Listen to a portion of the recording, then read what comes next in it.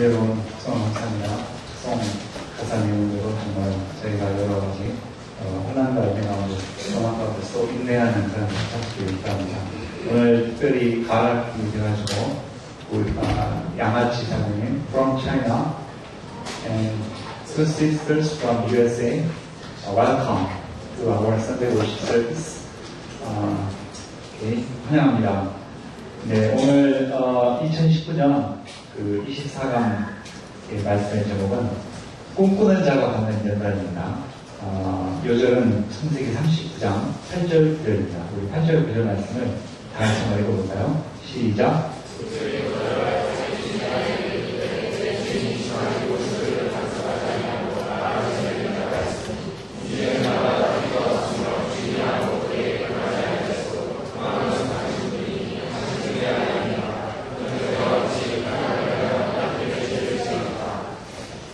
하나님 아버지 귀한 시간에 감사합니다. 이 시간 꿈꾸는 자가 받는 연단 말씀을 통해서 저희가 받는 연단의 의미를 깨닫고 발견하는 귀한 은혜의 시간이 될 수 있도록 함께하여 주시기를 간절히 기도합니다. 예수님의 이름으로 기도했습니다. 네.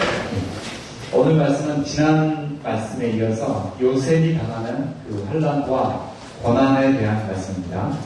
오늘 말씀 통해서 우리의 삶 가운데 있는 그 환난과 고난 속에 숨겨져 있는 하나님의 사랑의 손길을 체험하는 시간 되기를 기도합니다. 먼저 39장을 보겠습니다. 39장 1절을 형제님께서 39장 1절을 같이 읽으시겠습니다. 시작.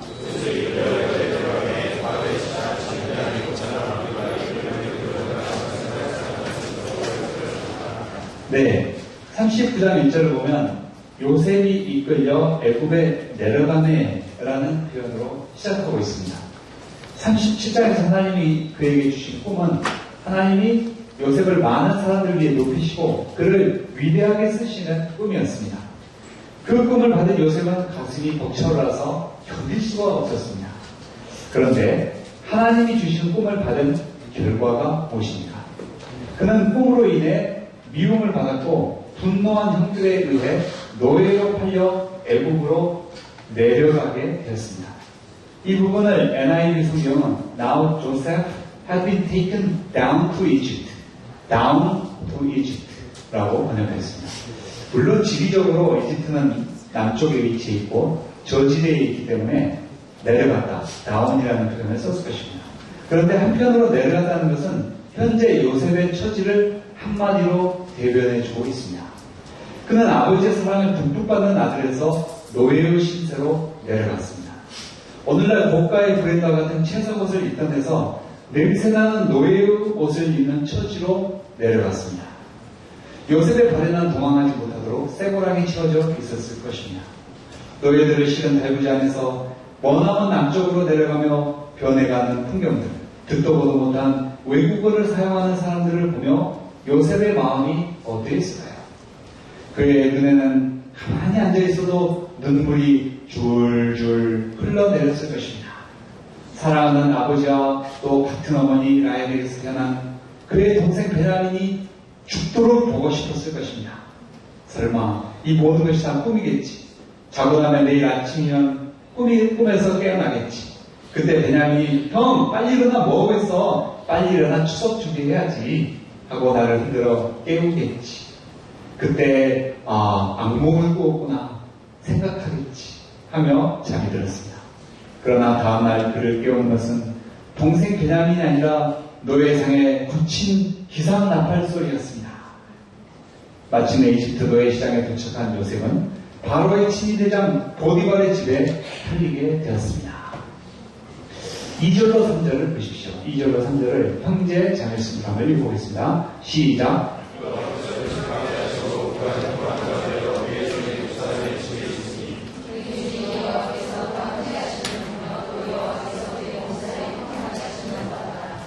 요셉이 형통한 자가 되었다는 것은 그가 하는 일마다 결과가 좋고 잘 되었다는 뜻입니다. 성경은 이렇게 된 비결이 여호와께서 그와 함께 하셨기 때문이라고 말씀하고 있습니다. 그러면 여호와께서 요셉과 함께 하셨다는 구체적인 의미가 무엇입니까? 그것은 하나님께서 요셉이 고난 가운데서도 하나님이 주셨던 꿈을 붙들도록 도우셨다는 의미입니다.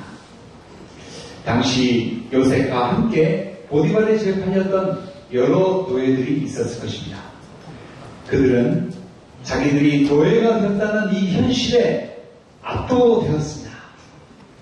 그 결과 노예의 마음과 노예의 정신, 슬레이브 멘탈리티를 갖게 되었습니다. 오늘날 표현으로 말하자면 극단적으로 낮은 자존감, 늘 어떤 한계를 둬놓고 스스로를 그 한계 안에 가두는 삶의 자세를 갖게 되었습니다. 자신을 별 볼 일 없는 존재로 규정하고 때로는 이런 자신을 스스로 불쌍하다고 여기면서 자기 연민에 빠지고 때로는 이런 별 볼 일 없는 자신을 스스로 경멸하고 멸시하였습니다. 이러한 노예 멘탈을 가진 이들은 그저 주인이 시키기만 하고 기회만 생기면 그저 양지바른 곳에서 누워 쉬거나 졸았습니다. 이에 비해서 요셉은 어떤 일을 맡았을 때 주인이 어떤 생각과 마음을 가지고 그 일을 시켰는지를 생각하였고 주인이 의도했던 대로 일이 잘 되도록 머리와 마음을 다 써서 일했습니다. 하나님은 이와 같이 요셉이 마음을 다해 하는 그 일에 복을 주셨습니다. 요셉은 신약시대의 크리스찬들을 예표하고 있습니다. 신약시대의 모든 크리스찬들은 하나님이 주시는 꿈을 받은 사람입니다. 그 꿈은 모든 크리스찬들이 예수님을 닮은 사람들이 되는 꿈입니다. 어떤 꿈이라고요? 누가요? 내가 예수님을 닮은 사람이 되는 꿈을 주셨습니다. 시작. 더 나아가 주님은 우리가 예수님을 믿을 때 모든 크리스찬들에게 장차 예수님과 함께 온 세상을 왕처럼 다스리는 그러한 영적 지도자가 되는 꿈을 주셨습니다. 나에게 왕같은 제사장이 되는 꿈을 주셨습니다. 시작. 나에게 왕같은 제사장이 되는 꿈을 주셨습니다. 그런데 이러한 꿈을 주신 직후에 우리가 당하는 일이 무엇입니까? 그것은 요셉처럼 자기가 죽는 것입니다. 교만하고 높아졌던 자아가 죽고 낮아지는 것입니다. 또한 삶의 현장에서 겸손함으로 옷 입고 섬김의 삶을 사는 것입니다. 우리 청년들 중에는 어떤 이들은 중고등학교 시절 명문대에 가서 이 사회의 엘리트가 되고 지도자가 되는 꿈을 가졌습니다. 그런데 그만 대입 실패로 인해 원하던 대학에 가지 못한 경우가 있습니다. 이로 인해 대한민국은 여전히 학벌 사회인데 내 인생은 이제 2류 혹은 3류가 되었다며 마음으로 첩보자기하고 대학 생활을 대충하는 경우가 있습니다. 또 직장인들 가운데는 1년 연봉이 있고 내 실력이고 내 능력이고 자존심의 지표인데 연봉이 낮은 직장을 다닌다고 생각하는 경우 직장 생활을 대충하는 경우가 있습니다. 이것은 모든 영역에서 마찬가지입니다. 결혼 생활에서도 내 기대에 못 미치는 배우자를 만났다고 생각하면 가정 생활을 대충할 수 있습니다. 자녀도 마찬가지입니다. 자녀가 내 기대에 못 미치지 못한다고 생각하면 자녀 역시 대충 키울 수 있습니다. 말을 함부로 하고 감정과 혈기로 대할 수 있습니다. 우리 목자님들의 경우 젊은 시절 위대한 선교사, 위대한 목자가 되리라는 꿈을 가졌습니다. 그런데 현실은 노예가 되기 위해서 요셉처럼 비참하게 느껴질 수 있습니다. 그때 자칫 목자 생활을 형식적으로 대충 하게 될 수 있습니다. 그러나 이러한 삶은 모두 하나님께서 함께 하시는 삶이 아닙니다. 하나님이 주신 꿈을 잃어버린 삶이요. 그 결과 현실의 감옥에 매이고 한없이 낮아진 자존감 가운데 한 번뿐인 인생을 대충 사는 것입니다. 이 가운데 자기가 아무래도 요즘 대충 사는 것 같다 생각하시는 분들은 솔직하게 손을 한번 들어보시기 바랍니다. 내가 요즘 대충 사는 것 같다. 네, 감사합니다. 대충 사는 분들이 꽤 계신 것 같습니다. 대충 사는 것을 회개하고 하나님께서 함께 하시는 삶을 사시기를 기도합니다. 설령 기대에 못 미치는 대학에 갔다 하더라도, 기대에 못 미치는 직장에 다닌다 하더라도, 기대에 못 미치는 목자 생활을 한 것 같을지라도, 그 가운데서도 하나님이 나를 위대한 사람으로 빚으시고 나를 하나님의 뜻 가운데 귀하게 쓰실 거라는 꿈을 내려놓아서는 안 됩니다. 기대에 못 미치는 대학에 가더라도 그곳에서 교수님들을 무시하지 않고 존경하고 수업을 잘 듣고 리포트를 잘 쓰고 대학생활을 잘하는 것이 바로 하나님이 그와 함께 하시는 삶이요 형통한 삶을 사는 것입니다. 하나님은 바로 그러한 자세를 가진 사람을 진정으로 위대한 사람이라고 생각하시고 때가 되면 그를 높여주십니다. 목자님들의 경우 설령 부족해 보이더라도 한 사람의 양을 마음을 다해 돌보는 것, 한 팀의 일대를 마음을 다해 준비해서 감당하는 것이 곧 하나님께서 함께 하시는 목자 생활이요 형통한 목자 생활입니다. 한편 요셉의 주인 보디발은 이러한 요셉을 마음으로 인정하고 그를 가정총무로 삼고 그의 모든 소유를 요셉의 손에 위탁하였습니다. 이로 인해 그의 집이 더욱 하나님이 주시는 복을 받게 되었습니다. 6절로 7절을 보십시오. 6절, 7절을 형제 자매수로 읽어보겠습니다. 시작.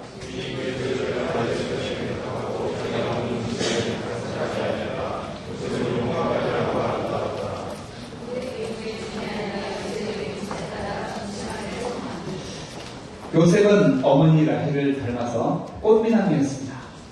꽃미남인데다가 신앙으로 인해 마음이 청결하고 간직하니 여인들이 보기에는 너무 멋져 보였을 것입니다.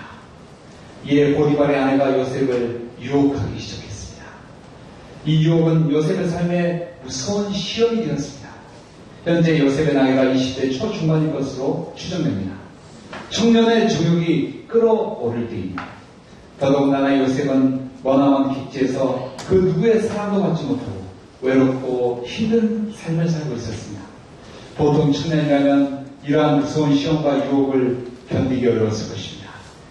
에라 모르겠다 하며 못 이기는 척 주인의 유혹에 넘어가 정욕을 통해 외로움을 달래고 싶은 생각이 들 수 있었습니다. 그러면 요셉은 이 무서운 시험 앞에서 어떻게 대응하였습니까? 8절로 10절을 보십시오. 8절로 10절을 우리 백요한 형제님 한번하면서 읽어주시겠습니다.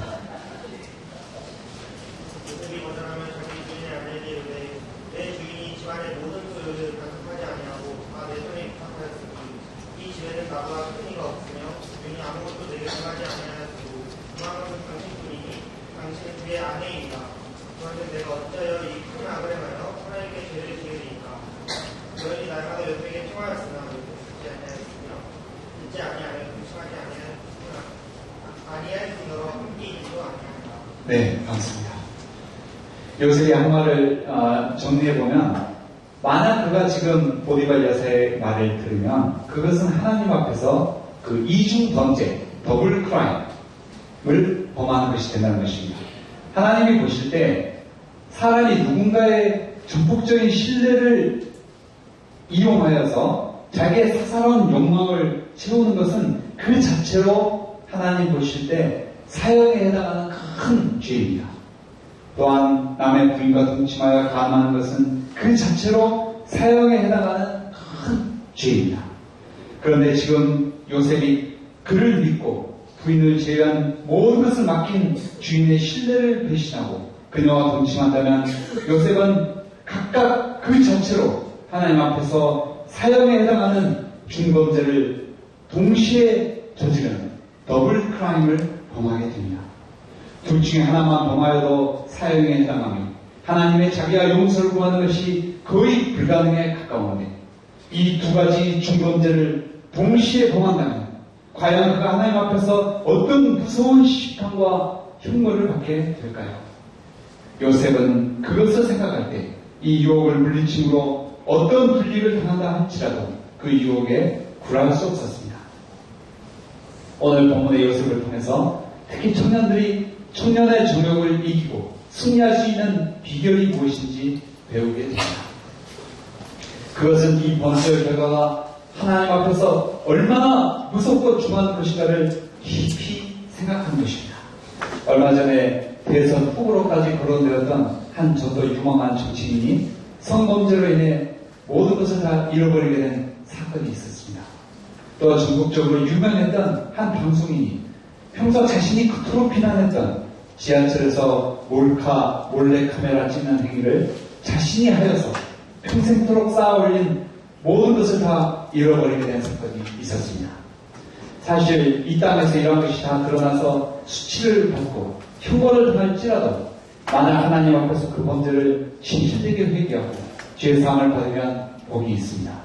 정말로 무서운 것은 장차 하나님의 심판대에서 받게 될 죄에 대한 용서함이 없는 형벌입니다. 잠언 7장 21절 23절은 청년의 정욕에 넘어진 젊은이가 받게 될 무서운 형벌에 대해 다음과 같이 경고하고 있습니다. 여러 가지 고운 말로 그녀와 청년을 유혹하며 입술에 호리는 말로 꿰물어 젊은이가 곧 그를 따랐으니 소가 도수장으로 가는 것과 같고 미련한 자가 벌을 받으려고 쇠사슬에 스스로 매이러 가는 것과 같도다. 필경은 화살이 그 간을 꿰뚫게 되리라. 새가 빨리 그물로 들어가되 그의 생명을 잃어버릴 줄을 알지 못함과 같으리라. 또한 7장 25절과 25절로 27절은 다음과 같이 경고합니다. 너의 마음이 음료의 길로 치치지 말고 그의 길에 미혹되지 말지어다. 대저 그가 많은 사람을 상하여 엎드러지게 하였나니 음료에게 죽은 자가 허다하니라. 그의 집은 소울의 길이라 사망의 방으로 내려가느니라. 얼마 전에 제가 한 카페에서 메시지를 준비하고 있는데 전혀 드리려고 하지 않았는데 일단의 여대생들이 서로 하는 대화를 듣게 되었습니다. 그것은 자기 친구의 남친이 그 친구가 가장 친했던 여학생과 몰래 바람을 피웠다며 정말 역겹고 구역질이 난다는 그러한 대화의 내용이었습니다. 그 대화를 들으며 이 시대의 젊은이들도 그러한 배신과 정욕의 범죄에 대해서 역겹고 구역질을 느낀다는 사실이 새롭게 와닿았습니다. 하물며 거룩하시고 순결하신 하나님이 보실 때는 어떻겠습니까? 하나님은 신뢰 아니에 신뢰를 배신한 것과 정욕의 범죄를 함께 짓는 그러한 더블 크라임에 대해서 결단코 그대로 내버려 두지 않으시며 영원히 꺼지지 않는 지옥불에 던져 넣으시고 그 죄에 대해서 반드시 보호하여 주십니다. 우리 청년들이 이 하나님의 흉엄한 경고의 말씀을 가슴에 새겨두고 그 경고의 말씀을 기억함으로 청년의 정욕의 유혹과 시험 앞에서 승리할 수 있기를 기도합니다. 요셉은 분명히 거절의 의사를 밝혔습니다. 그러나 백힌증이 있는 보디발 여사는 요셉의 의사를 무시하고 어느 날 아무도 없을 때 그의 옷을 잡고 침실로 그를 데려가야 했습니다. 이때 요셉은 자기 옷을 벗고 그 장소를 벗어나 밖으로 달아났습니다. 순간 보디발 여사는 견딜 수 없는 수모와 굴욕감을 참지 못하고 비명을 지르기 시작했습니다. 비명 소리를 듣고 달려온 사람들에게 그녀는 요셉에게 강간 미수범의 혐의를 덮어씌웠습니다. 그 결과 요셉은 어떻게 되었습니까? 20절로 23절을 형제 자매순으로 읽어보겠습니다. 시작.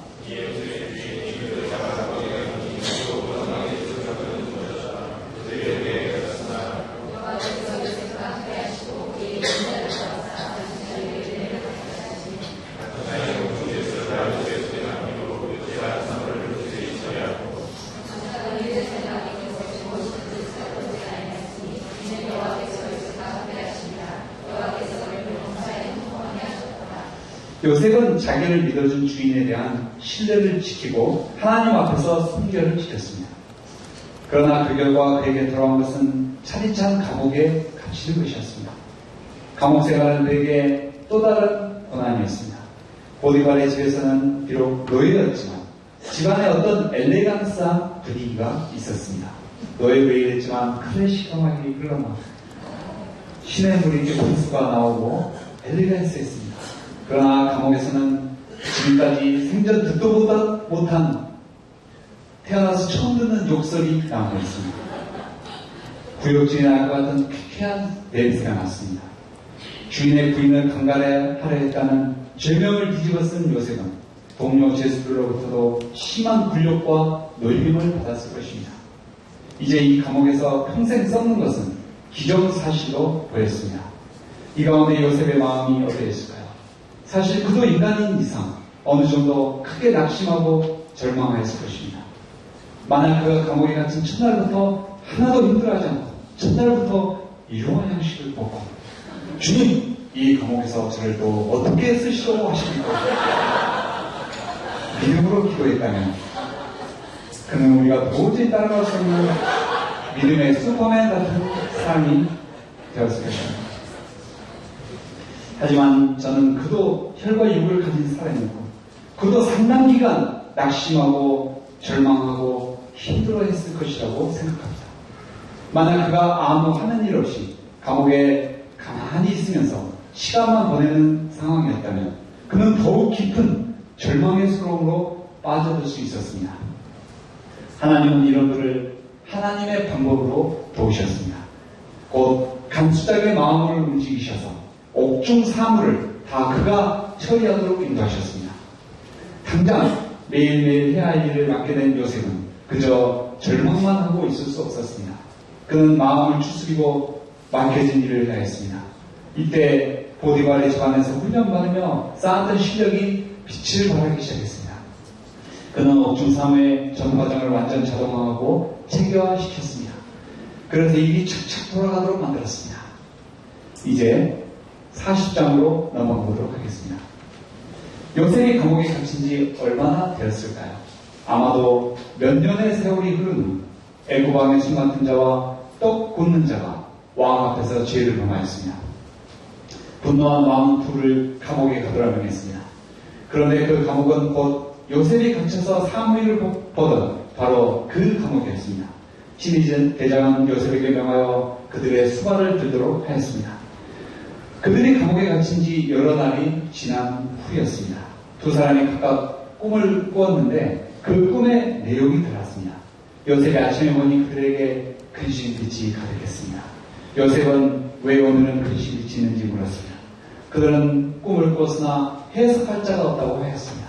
이때 요셉은 해석은 하나님께 있지 아니하나이까 척컨대 나에게 이루소서 하였습니다. 술 맡은 반원장은 꿈의 내용을 말하였는데 그의 앞에 포도나무가 있고 그 나무에 세 가지가 있었습니다. 싹이 나서 꽃이 피고 포도송이가 익어 바로의 잔에 포도즙을 담아 드렸습니다. 요셉은 꿈을 해석합니다. 그의 해석에 의하면 세 가지는 사흘입니다. 사흘 안에 바로가 그를 복직시킬 것입니다. 해석을 마친 요셉은 만약 이 해석대로 되면 그의 사정을 바로에게 말해주어 자기를 감옥에서 풀려나게 해달라고 간청했습니다.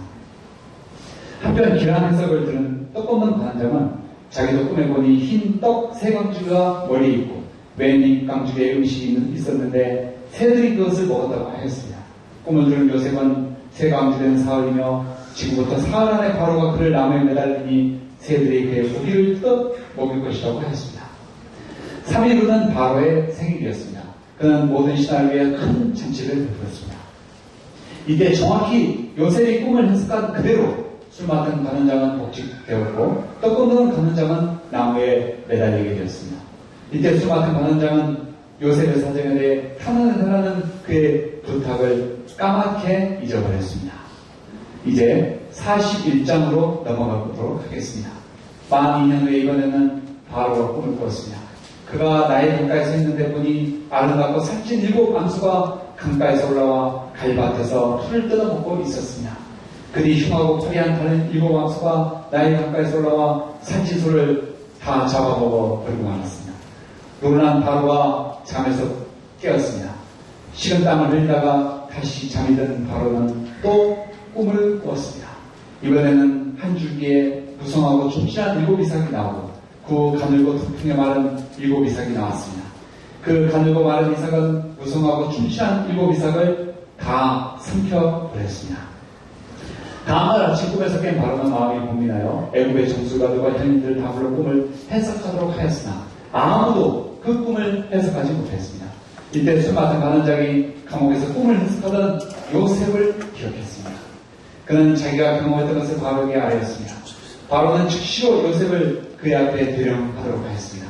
감옥에 있던 요셉은 수염을 깎고 옷을 갈아입고 바로 앞에 서게 되었습니다. 바로는 내가 한 꿈을 꾸었는데 그것을 해석하는 자가 없더니 들은 증거는 꿈을 들으면 능히 푼다 하더라 말하였으며 이에 요셉은 해석은 내가 하는 것이 아니라 하나님께서 하신다고 답하였습니다. 바로는 마른 칩을 꿀떡 삼킨 후 그가 꾼 두 개의 꿈을 이야기했습니다. 꿈의 내용을 들은 요셉은 거침없이 해석을 하기 시작합니다. 바로가 꾼 두 개의 꿈은 사실상 하나입니다. 그 꿈은 하나님이 장차하실 일을 바로에게 보이실 것입니다. 이고 좋은 암소는 7년 풍년을 의미하고 이고 좋은 이삭도 7년 풍년을 의미합니다. 반면 구에 올라온 파리하고 흉한 7선은 7년 흉년이고 동풍에 말아 속이 빈 7 이삭도 7년 흉년입니다. 이제 곧 애국 온 땅에 7년 동안 큰 풍년이 있을 것입니다. 그러나 그 후 7년간 큰 흉년이 있을 것입니다. 그 흉년이 너무 심하여 이전의 풍년을 다 잊어버리고 온 땅이 기근으로 망할 것입니다. 바로가 꿈을 두 번 겹쳐 꾼 것은 하나님이 이 일을 정하셨고 이제 속히 시행하실 것을 의미합니다. 그러므로 바로는 이제 명철하고 지혜 있는 사람을 택하여 총리로 세워 온 애국 땅을 다스리게 하시고 7년 풍년의 기간 동안 수확물의 20%를 세금으로 바치는 정책을 취할 것을 제안했습니다. 요셉의 해석을 들은 바로는 이와 같이 하나님의 영에 감동된 사람을 우리가 어찌 찾을 수 있으리요 말하고 요셉에게 말했습니다. 하나님이 이 모든 것을 너에게 보이셨으니 너와 같이 명철하고 지혜 있는 자가 없도다. 너는 내 집을 다스리라. 내 백성이 다 내 명령에 복종하니 내가 너보다 높은 것은 내 왕자뿐이니라. 그리고 그의 임장반지를 빼어 요셉의 손에 끼고 그에게 세마포옷을 입히고 금사슬을 목에 걸고 버금 수레를 그에게 태웠습니다. 이와 같이 요셉이 온 애국을 다스리는 총리가 되니 온 무리들이 모두 요셉 앞에 엎드렸습니다. 바로는 그의 이름을 사브나브네하고 은밀한 것을 열어 보이는 자라고 짓고 제사장 보디베라의 딸 아스낫을 아내로 주었습니다. 그때 요셉의 나이 30세였습니다. 그는 즉각 온 애국 땅을 순찰하였고 7년의 풍년의 기간 동안 수확의 20%를 세금으로 거뒀습니다. 그때 쌓아둔 곡식이 바다에 모래와 같이 많아서 더 이상 셀 수가 없었습니다. 흉년이 들기 전 요셉은 두 아들을 낳았는데 장남의 이름은 므낫세라 하였습니다. 이는 잊어버렸다는 뜻인데 하나님이 내 모든 고난도 아버지의 온 집안일을 다 잊어버리게 하시다는 의미입니다. 둘째 이름은 에브라임인데 하나님이 나를 내가 수고한 땅에서 번성하게 하시다는 의미입니다. 드디어 요셉이 말했던 것처럼 7년 풍년이 그치고 7년 흉년이 시작됐습니다. 온 땅의 백성들은 먹을 양식을 구해 요셉 앞으로 나오게 되었습니다. 이 상에서 하나님은 요셉의 삶을 한 가지 최종적인 목표를 가지고 인도하셨음을 배우게 됩니다. 하나님이 그에게 주신 목표는 애굽의 총리 대신이 되어 온 세상을 기근으로부터 구원하는 것이었습니다. 물론 이것이 전부는 아닙니다. 뒤에 나오지만 하나님은 요셉을 형들의 죄 문제를 다루고 회개하도록 돕는 일에 쓰십니다. 이것은 다음 강에서 다루고 오늘 본문에서는 하나님께서 그를 애굽의 총리 대신이 되도록 인도하셨음을 배우게 됩니다. 그가 애굽의 총리 대신이 되기 위해서는 먼저 보디발의 집에서 총무로서 일하는 법을 배우는 것이 필요했습니다. 다음으로는 왕실 죄수들이 갇히는 감옥에서 일하는 가운데 왕실 일들에 대한 기본 지식을 쌓는 것이 필요했습니다. 무엇보다 감옥에서 적나라하게 드러나는 왕실 사람들의 그 사람 됨됨이에 대한 지식이 필요했습니다. 이러한 과정을 밟기 위해서 요셉은 반드시 노예가 되어야 했습니다. 또 죄수가 되어야 했습니다.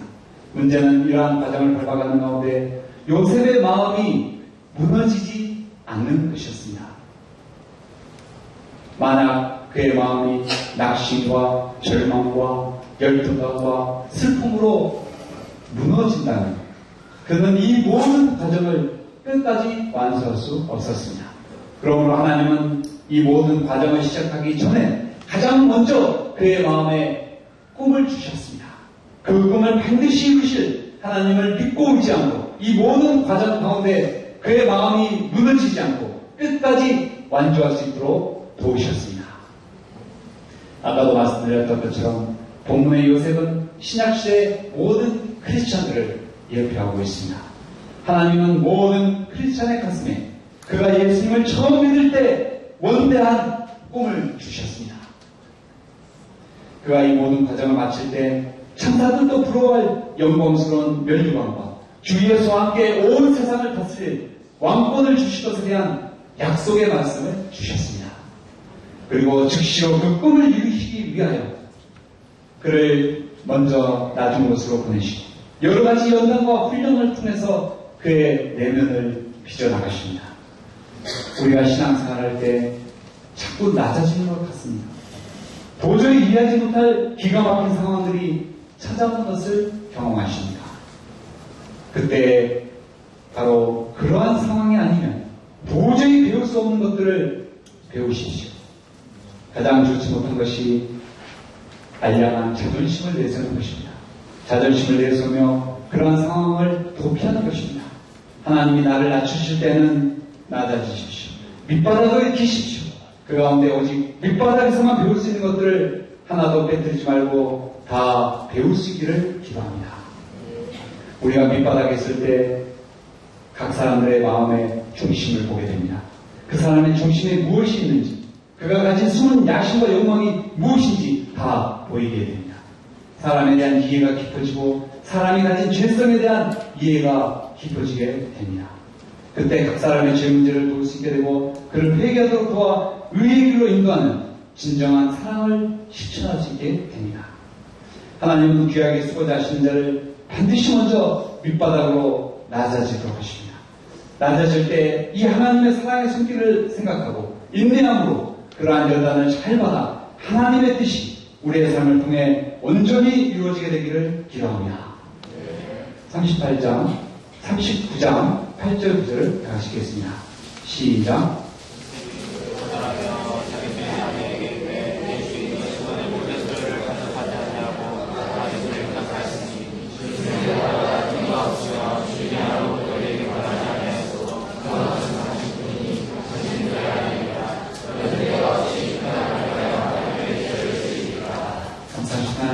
요셉의 가슴에 꿈을 주시고 그 꿈을 이루시기까지 그를 낮추시고 연단하시는 하나님의 손길을 배우도록 도와주셔서 감사합니다.